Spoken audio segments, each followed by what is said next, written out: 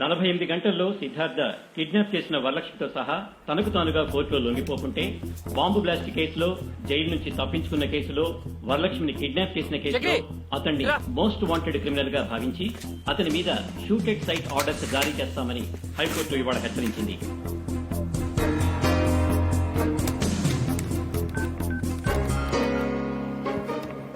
చెప్పరా 48 గంటల లోపల లొంగిపోతే కనిపిస్తే కాల్చేమని హైకోర్టు ఆర్డర్స్ పాస్ చేసింది. ఆ బాంబ్ బ్లాస్ట్ గురించి వివరాలు తెలుసుకున్నారా? నానిగాని అడ్డం పెట్టుకున్న పప్పు యాదవ్ గాడే మనల్ని కేసు వెరికించాడు. ఆ టైంలో వాడు వేరే కేసు మీద జైల్లో ఉన్నట్టు ఆధారాలు చూపించాడని రిమాండ్ లో ఉన్న మన ఫ్రెండ్స్ చెప్పారు. రే ఆ మొండి నానిగాడు నేను చంపడానికే బయటకు వచ్చానంట్రా, నువ్వు జాగ్రత్త. ఆడి సంగతి నేను చూసుకుంటా గానీ మనాలందరిని అలర్ట్ చెయ్యి. సరే. కోర్టు నాకు 48 గంటలు గడువు ఇచ్చింది. నేను నీకు 24 గంటలు గడువు ఇస్తున్నాను. మర్యాదగా నువ్వు చేసిన నేరం కోర్టులో ఒప్పుకోవాలి. నేరమా? నేను చేశానా? ఛా, నువ్వు చేసిన నేరాలు ఏదో పెద్ద లెక్క కాదనుకో. టెర్రరిస్టులుగా మా మీద మోపిన నేరాన్ని నువ్వు మర్యాదగా కోర్టులో ఒప్పుకోవాలి. నేనే మిమ్మల్ని ఇరికించానని చెప్పడానికి సాక్ష్యం ఏముందిరా? ఆ ఒంటి చేతి మొండి నానిగాడు నీ పక్కనే ఉండుంటాడే, వాడే సాక్ష్యం. రే మొండి, మర్యాదగా నిజం ఒప్పుకో. లేకపోతే ఒకసారి చెయ్యి పోగొట్టుకున్నావు, ఈసారి అన్ని సామాన్లు పోగొట్టుకుంటావు. రే పప్పు, వరలక్ష్మి ఒట్టిగా నా దగ్గరకు వచ్చింది, కానీ నీ దగ్గరకు మాత్రం ఒట్టిగా రాదు. 10 మందికి మంచి చేయటం కోసం నీలాంటోడికి చెడు చేయటానికి కూడా వెనకాడు.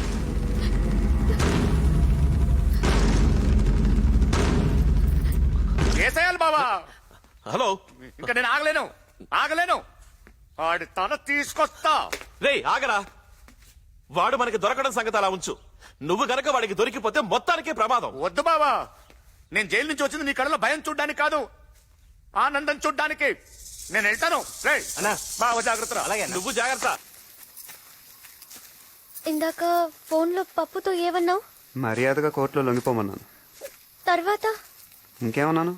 అంతే కదా. లేదు తర్వాత ఓహో, అదే నీ సరదా. ఒప్పుకోపోతే వరలక్ష్మి ఒట్టిగా రాదన్నాను. అంటే 6వ క్లాస్ పాస్ అయ్యావు, ఆ మాత్రం తెలీదా? ఇదే మాట 6వ క్లాస్ పాస్ అయ్యా, ఇది వరకు ఎప్పుడు అన్నావు?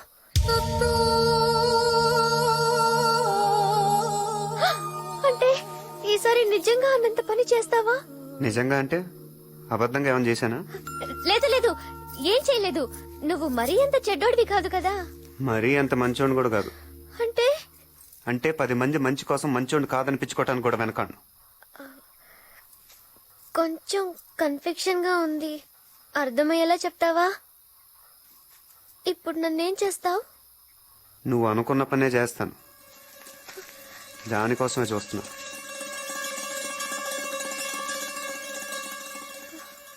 పప్పు దగ్గరికి వెళ్తావా? నిన్నే అడిగేది, పప్పు దగ్గరికి వెళ్తావా? ఓసారి అటు చూడు.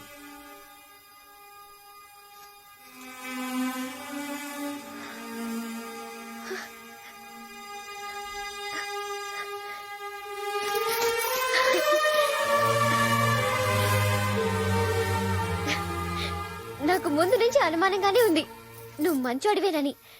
నన్ను కూడా ఏం చేయకుండానే వదిలేస్తున్నావు. ఆయనతో చెప్పి నిన్నేం అనొద్దంటానులే. మరైతే వెళ్ళిరానా? జాగ్రత్త. మీ ఫ్రెండ్స్ అందరినీ అడిగానని చెప్పు. ఇప్పటికైనా ఒప్పుకుంటావా ప్రేమ ఎంత గొప్పదో? ఏదో చెప్తుంటావు, ప్రేమ దోమ వంకాయ ఇవేగా. చూసావా దాని పవర్ ఏంటో? నీలాంటోని సైతం మార్చేస్తుంది. అయినా అసలు నువ్వు ప్రేమ అనేదే లేదంటావు కదా.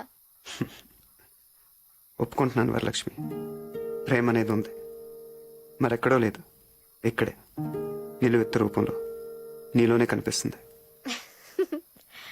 నీ ప్రేమను చూసి అందరూ గర్వపడాలి వరలక్ష్మి, జాలి పడకూడదు. పప్పు యాదవ్ ఒక గోండా, ఒక రౌడీ. ఇవాళ అతను చేసే తప్పులకు అతను ఒక్కడే బాధ్యుడు.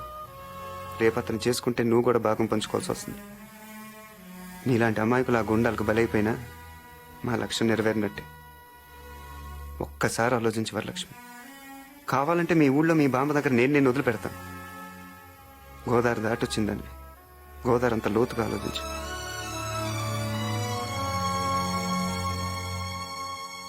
వరం వచ్చాయి, నువ్వు ఇటు వచ్చాయి వరం. ఈ రోజుతో వీడికి మూడింది. రేయ్, నా వరాన్ని అడ్డం పెట్టుకుని ఇన్నాళ్ళు నన్ను ఆడించావు, లేకపోతే ఎందన్నో చిటికలో లేపేసిన వాడిని. నువ్వు నాకు లెక్క కాదు. వరం, నీకేం భయం లేదు, వచ్చేయ్. ఈ రోజు వీడి రక్తంతో నీ కాళ్లకు పారాణి రాస్తాను, వచ్చేయ్. రే రండ్రా, ఎక్కడ చచ్చారు? ఈ రోజు గుమ్మ ముందే పాతి పెట్టాలి. వచ్చేయ్ వరం, వచ్చేయ్.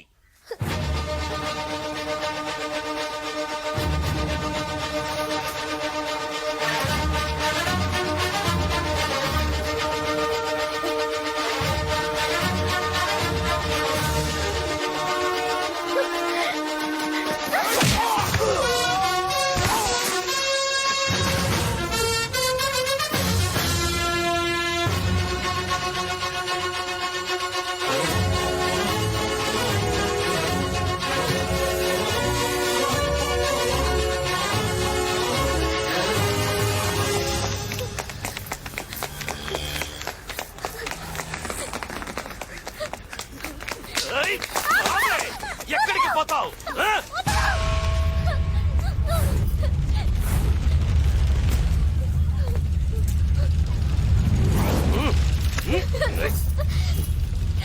రేయ్, దీని కళ్ళ ముందే ఇది ప్రాణాలు తీయండిరా.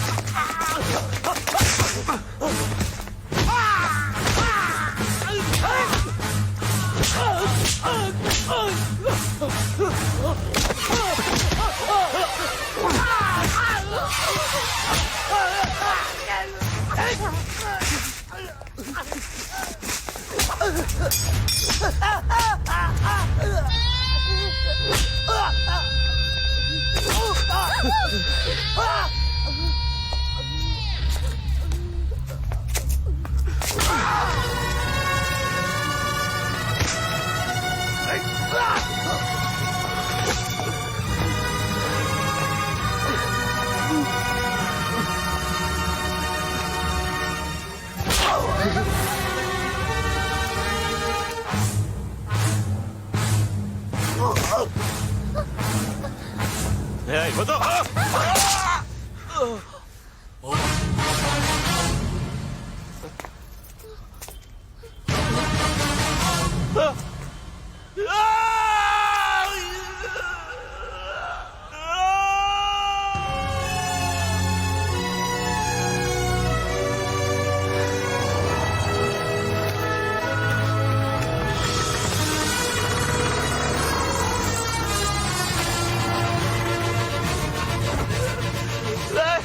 కత్తి పాలలోకి దిగబడిపోయింది, తీయండిరా. ఏయ్, కత్తి రోడ్లోకి దిగబడిపోయింది, లాగండ్రా.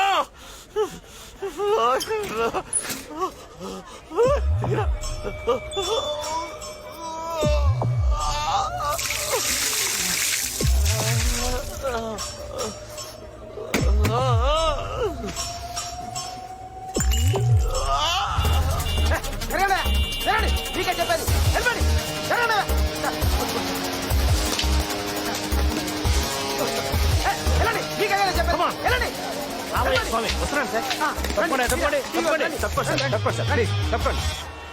హలో ప్రతిమ, ప్రతిమ, ప్రతిమ వినిపిస్తుందా నీకు? లైవ్ టెలికాస్ట్ అంతా రెడీయేనా?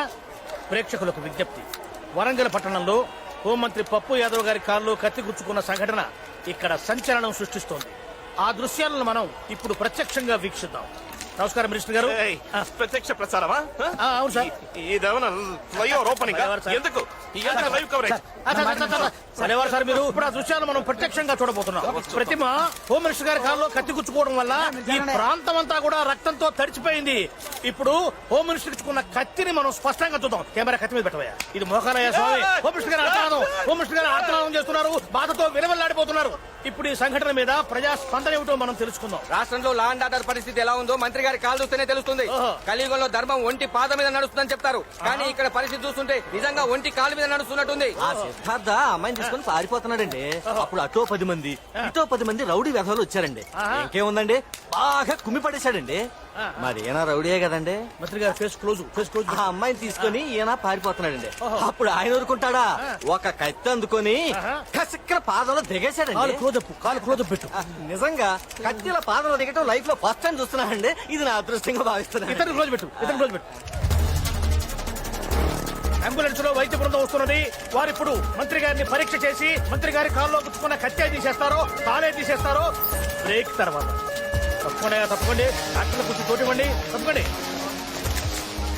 కత్తి లోతుగా దిగినట్టుంది. డాక్టర్లు ఇప్పుడు మంత్రి గారి కాళ్ళను శుద్ధి చేస్తున్నారు. డాక్టర్ గారు పరిస్థితి ఎలా ఉంది? ఇప్పుడప్పుడే ఒక అంచనాకు రాలేకపోతున్నాం. Don't disturb. Don't worry sir, కత్తి తీసేస్తారు, కత్తి రాకపోతే కాలు తీసేస్తారు. ఓ గుణపం తీసుకురండి. గుణపమా? ఓహో, ఇప్పుడు గుణపం తీసుకొని మంత్రి గారు సిద్ధార్థ మీద పగ తీర్చుకోవడం కోసం బయలుదేరబోతున్నారు. అది పగ తీర్చుకోవడానికి కాదండి, మట్టితో సహా కాల్ తీయడానికి. ఓహో, ప్రతిమ ఇక్కడ ఒక చారిత్రాత్మక సంఘటన చోటు చేసుకోబోతున్నది. ఇప్పటి వరకు మనకు వరంగల్ అంటే కేవలం కాకతీయులు మాత్రమే గుర్తొచ్చేవారు. కానీ ఇక నుంచి గోన గన్నారెడ్డి వారసుడైనటువంటి సిద్ధార్థతో పాటుగా ఇప్పుడు మొత్తం మట్టి గడ్డతో పాటు ప్రకటించబడబోతున్నటువంటి హోంమంత్రి పప్పు యాదవ్ గారి కాలు కూడా చరిత్రలో చోటు చేసుకోబోతున్నది. ఈ కాలే కాలు, ఈ అదృష్టమే అదృష్టం. ఇదంతా కళ్ళారా చూస్తున్నటువంటి మనం కూడా అదృష్టవంతులమే. కత్తి తీసేస్తే కాలు చరిత్రలో ఉంటుంది, కాలు తీసేస్తే కత్తి చరిత్రలో చోటు చేసుకుంటుంది. కత్తో కాలో కాసేపట్లో హాస్పిటల్లో తేలబోతుంది. అప్పటి వరకు చిన్న బ్రేక్. ఎంత పని అయిపోయింది బావా. నీ కళ్ళలో ఆనందం నింపుదామనుకుంటే నీ కాళ్ళు కత్తి దింపుతాడా? రా, ఇప్పుడు నేను చూపిస్తా ఆడికి మొండినానంటే ఏంటో అని. బాంబులతో ఆడు బద్దలు.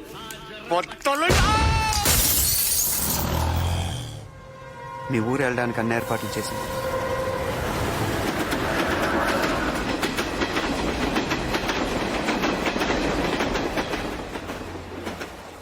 పప్పు యాదవ్కి ఇప్పుడు దాకా నేను ఒక్కని శత్రుని. ఇప్పుడు నువ్వు కూడా. అయినా నువ్వు మీ ఊరు చేరేలోగానే వాడిని కోటుగుమ్మ ఎక్కిస్తాను. మీ బామ్మని అడిగానని చెప్పు. గోదావరి దాటి ఇంత దూరం వచ్చావు. ఈసారి 7వ తరగతి కూడా దాటి.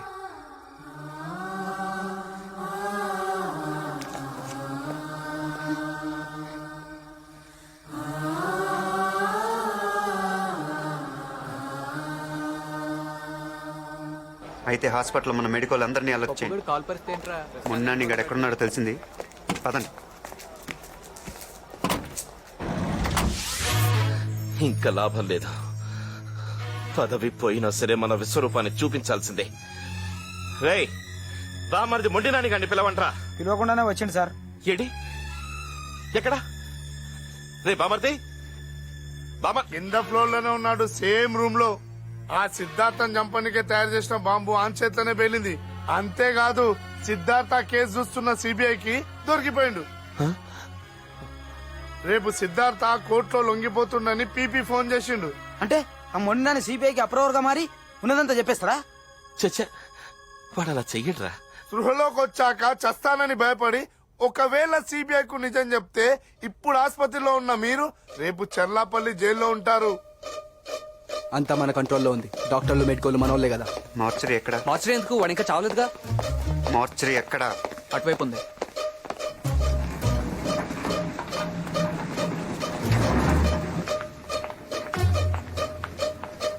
వీడు మొండని గడి పర్సనాలిటీయే. తాగి అరెస్ట్ చేస్తున్నాడని పెళ్ళమే చంపేసిందంట. బాడీయే కాదు, బయోగ్రఫీ కూడా సూటే. అంత క్లియర్గా రావచ్చా? ఐసీ ఎక్కడ? అటు నుంచి లెఫ్ట్.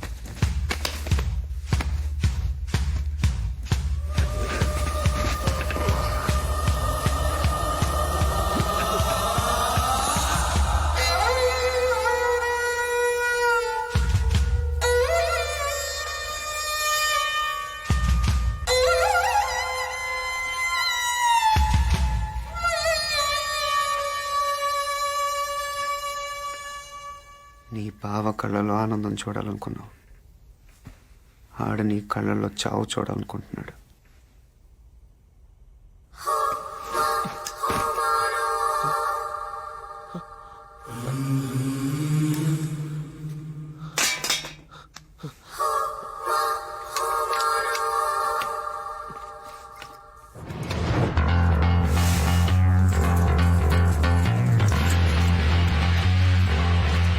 రండి చూడండి,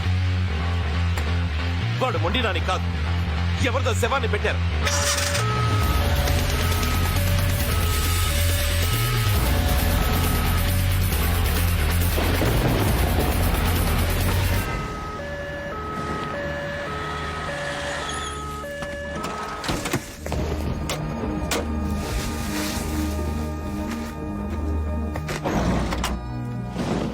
వరలక్ష్మి వెళ్ళిపోయింటుందంటావా? ట్రైన్ బయలుదేరే ముందు మన వాళ్ళు ఫోన్ చేస్తా అన్నారు. వర్షం పడుతోంది, ట్రైన్ లేటో ఏమో.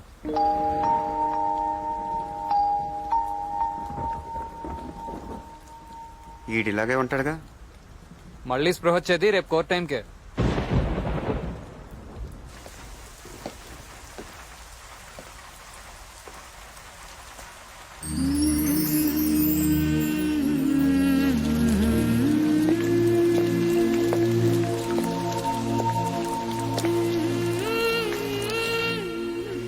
ప్రేమ లేదు, దోమ లేదు, ఒట్టి వంకాయ.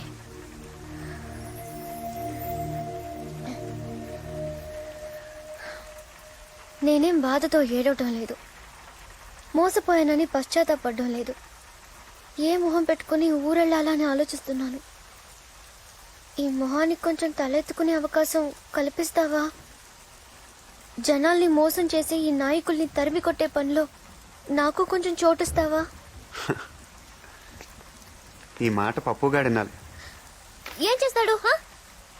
అయినా వాడికి ఉందిలే నీ చేతిలో. కొత్త కనిపిస్తున్నావు.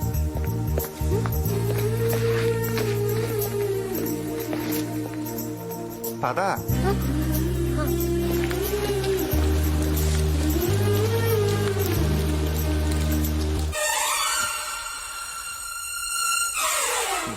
సార్, సిద్ధార్థకు కోర్టు ఇచ్చిన టైము ఇంకా 12 గంటలే మిగిలి ఉంది.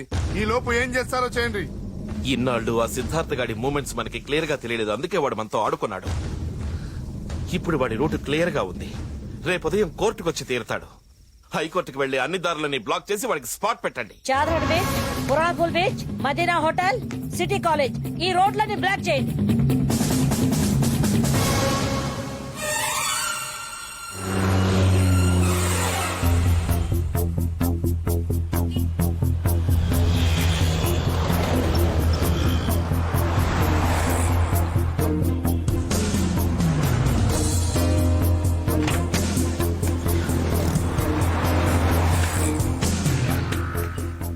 యువత రాజకీయాల్లోకి రావాలి అన్న నినాదంతో ముందుకొచ్చి హోమ్ మినిస్టర్ పప్పు యాదవ్ పై బాంబు దాడి చేసి ఆపై అతనికి కాబోయే భార్యను కిడ్నాప్ చేసి రాష్ట్రంలో సంచలనం సృష్టించిన నిందితుడు చెరుకూరి సిద్ధార్థకు లొంగిపోవటానికి హైకోర్టు ఇచ్చిన గడువు మరో 10 నిమిషాల్లో ముగుస్తుండగా కోర్టులో హాజరు కావలసిన సిద్ధార్థ ప్రస్తుతం మన స్టూడియోలో ఉన్నారు. ఇందుకు దారితీసిన పరిస్థితులను అతని మాటల్లోనే ఈ ప్రత్యక్ష ప్రసారంలో తెలుసుకుందాం.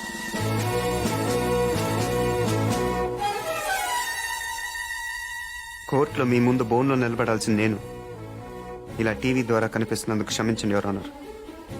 నేను కోర్టుకు వచ్చేలోగానే నిజాన్ని చంపేయడానికి పప్పు యాదవ్ తన మనుషుల్ని పురమాయించాడు. ఇలాంటి పరిస్థితుల్లో న్యాయం చచ్చిపోకూడదనే ఉద్దేశంతో విచారణ వీడియో కాన్ఫరెన్స్ ద్వారా జరపమని వేడుకుంటున్నాను. ప్రొసీడ్. 2001 సవరణ దృష్టిలో పెట్టుకుని నాకున్న విశేష అధికారాలతో అనుమతిస్తున్నాను. మీరేం చెప్పదలుచుకున్నారు? శ్రీశ్రీ గారు అన్నట్టు ఈ దేశం ఎముకలు కుళ్ళిన వయసు మళ్లిన సోమరపోతులది కాదు, మాది. ఈ దేశం స్విస్ బ్యాంకులో డబ్బులు దాచుకోవటానికి దేశాన్ని తాకట్టు పెట్టే రాజకీయ నాయకులు కాదు, మాది. ఈ దేశం పోలీసుల చేతిలో ఉండాల్సిన తుపాకుల్ని ఫ్యాక్షనిస్టుల చేతిలో పెట్టి రౌడీ రాజ్యం చేయిస్తున్న హత్య రాజకీయవాదులు కాదు, మాది. ఈ దేశం తండ్రి చేస్తే కొడుక్కి, భర్త చేస్తే భార్యకి, అన్న చేస్తే తమ్ముడికి సీట్లు ఇచ్చే అవకాశవాద పార్టీలది కాదు.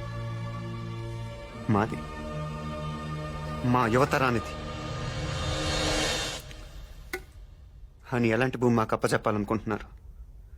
రెండో ప్రపంచ యుద్ధంలో అణుబాంబులు పడిన తర్వాత పనికి రాకుండా పోయిన హిరోషిమా, నాగసాకి లాంటి భూమిన? కురుక్షేత్ర యుద్ధం తర్వాత ధర్మరాజుకు వచ్చిన నెత్తుటి భూమిన? వద్దో, మాకొద్దు.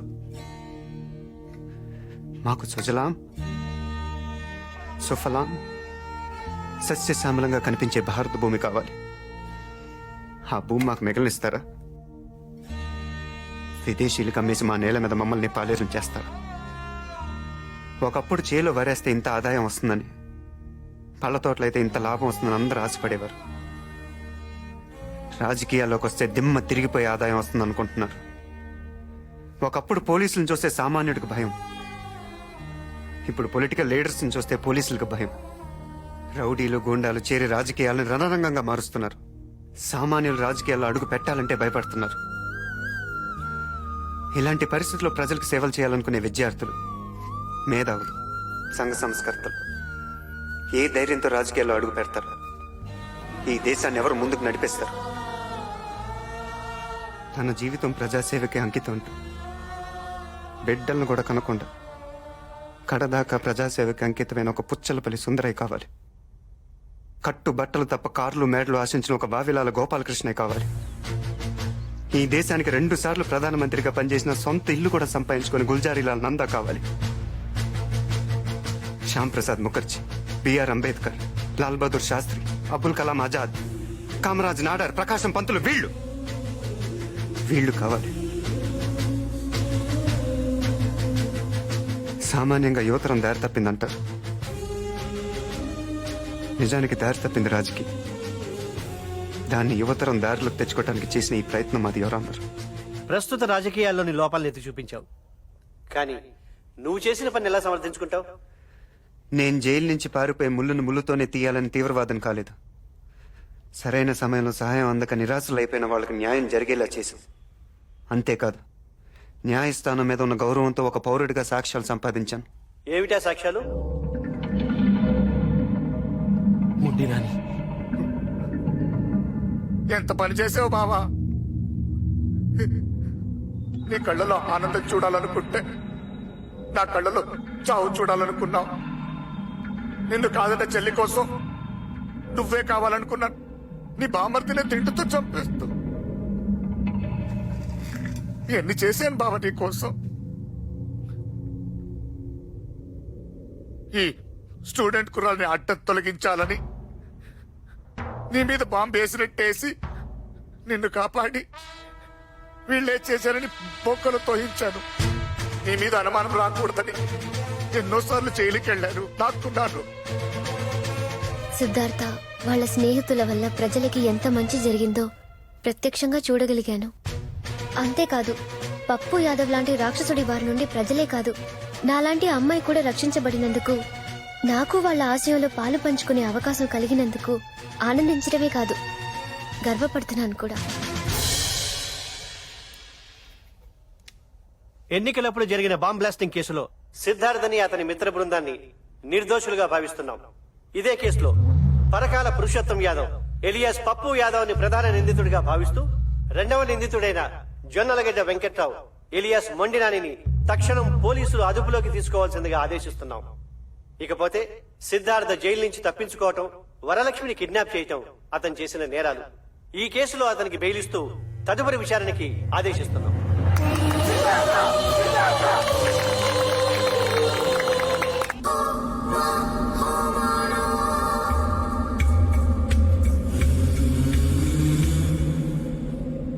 ఇది నా ఒక్కడి గెలుపు కాదు, మనందరి. ఆంధ్రప్రదేశ్లో ఉన్న అన్ని యూనివర్సిటీ స్టూడెంట్స్కి ఇదే నా పిలుపు. రండి, రాజకీయ గోండాల్ని తరిమి తరిమి కొడతాం.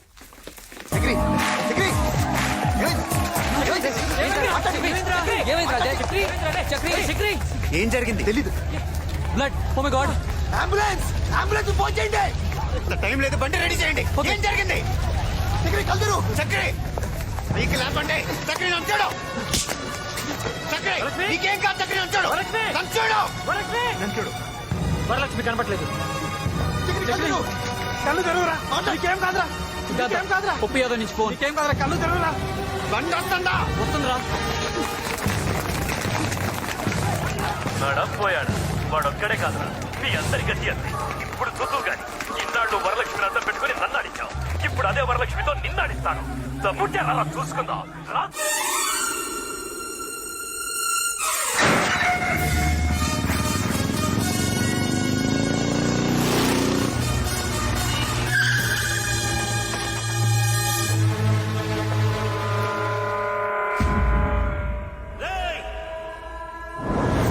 వాడి ప్రాణాలు పైకి పోవాలి గాని వాడి ప్రాణాలతో పైకి రాకూడదు.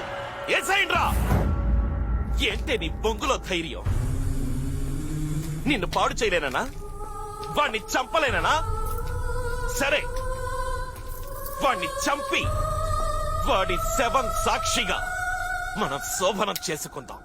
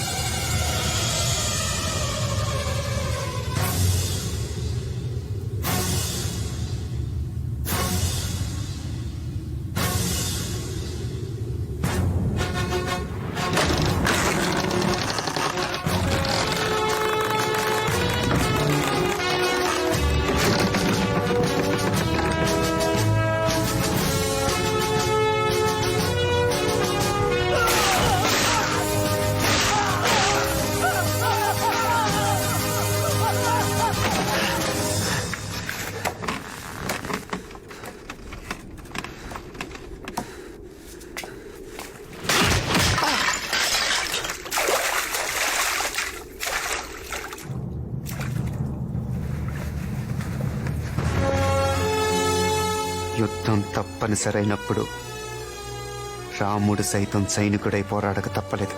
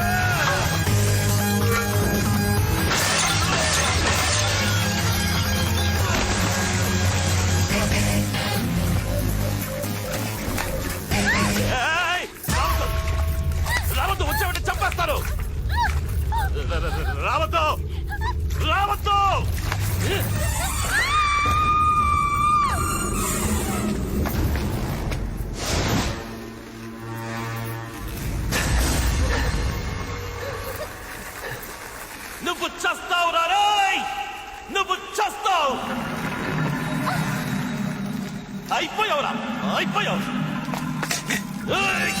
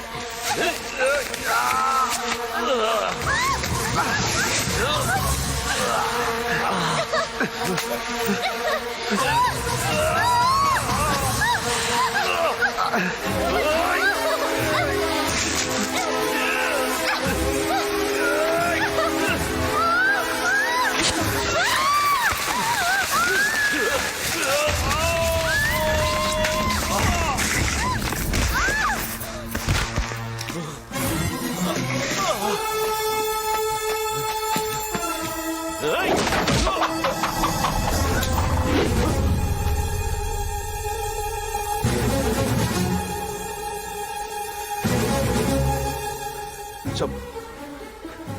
చంపితే నాలాగే నువ్వు గూండావైపోతావు. గూండాలు రాజకీయాల్లోనే లేకుండా ఏరేస్తారన్నావుగా, ఇప్పుడు నువ్వు చేరిపోతావా?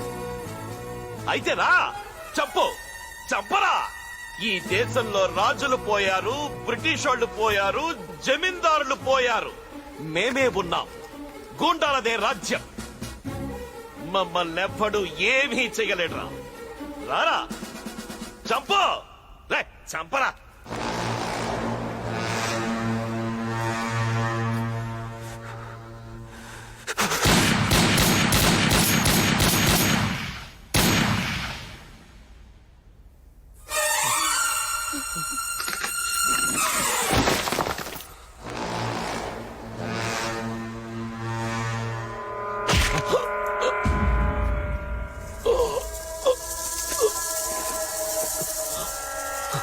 నా చేతిలో ఆయుధానిది, నన్నే పొడుస్తావురా?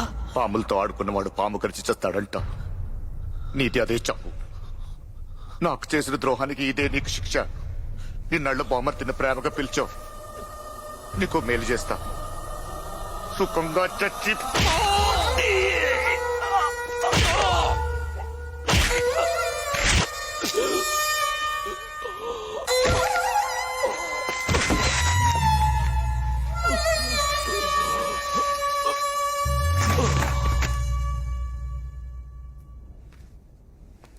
శత్రుశేషం ఉండకూడదంటారు. నా బావ కాదు, నువ్వు శత్రువు. నా బావని నేను చెప్పేశాను. నువ్వు బ్రతుకుంటే నా జాతే ఉండదు.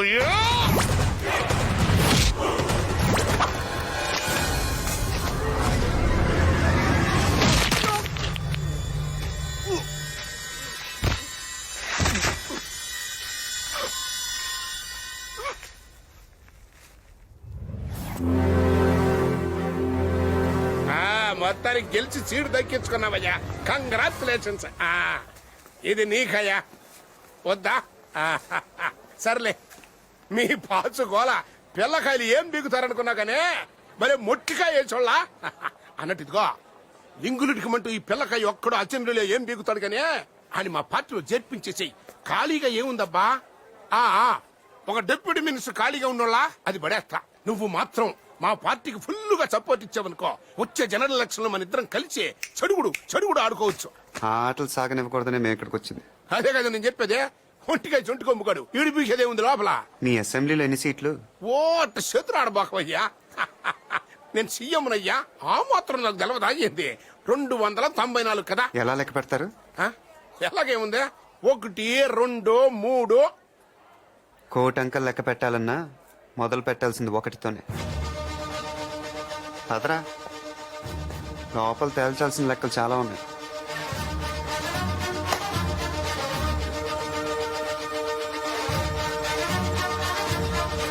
కలుద్దాం.